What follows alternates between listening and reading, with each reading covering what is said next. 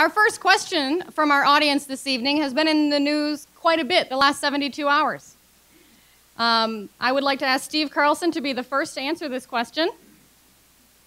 Do you support the continuation of the Don't Ask, Don't Tell policy in the U.S. military? Well, I think that the court should not be making this decision. I think this is a decision that needs to be made by the leaders of the military. I think the professional military and not just the civilian, because I think that is very important. I've been in the Air Force and I've been in combat support situations, and I know it's not time to be talking about politics. You have to have unit cohesion. Generally, I found that the Don't Ask, Don't Tell, we didn't have it in place at that time, but that was the general practice. That essentially codifies the practice that's always been there. I don't see any reason to change it. I'm troubled by the decision of this district court, and I'm glad that the Ninth Circuit has gone ahead and enjoined that, because this is not something we're doing in the military as politics.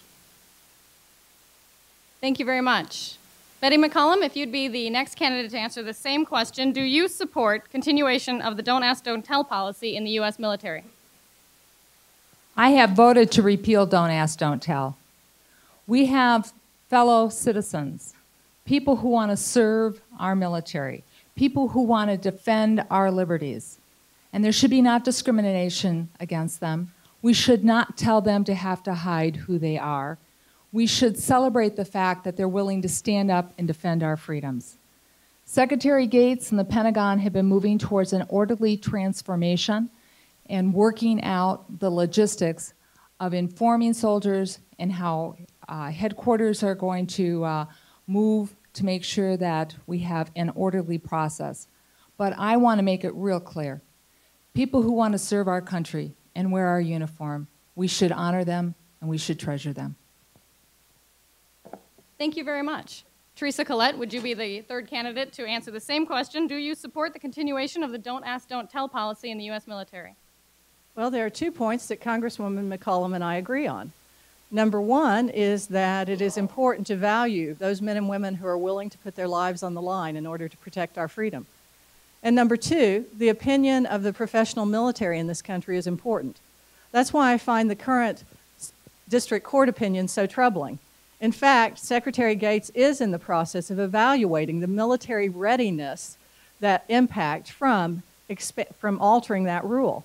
And it seems to me that when we have thousands of men and women in the battlefield right now defending our freedoms, that's the question. Will it adversely impact our military readiness? And only the military can answer that question, not some sort of lifelong appointee in the judicial system. And I believe that as a Congresswoman, it would be appropriate to defer to the military and their evaluation of its impact on military readiness. That's the test I will use when I'm elected. Thank you. Steve Carlson has indicated an interest in a rebuttal. You have 30 seconds for your rebuttal. Thanks. I just want to say that there's no issue here of not honoring anybody who's in the military. Would it be right if the straight commanders or the straight soldiers went around and started openly trying to proselytize and talk to people about their sexuality? No, and they don't do that. If they do, that's something that needs discipline. You need to respect everybody. What we do is shave everybody's head and give them the same uniform so they all feel equal and feel that they have it. Thank you very much.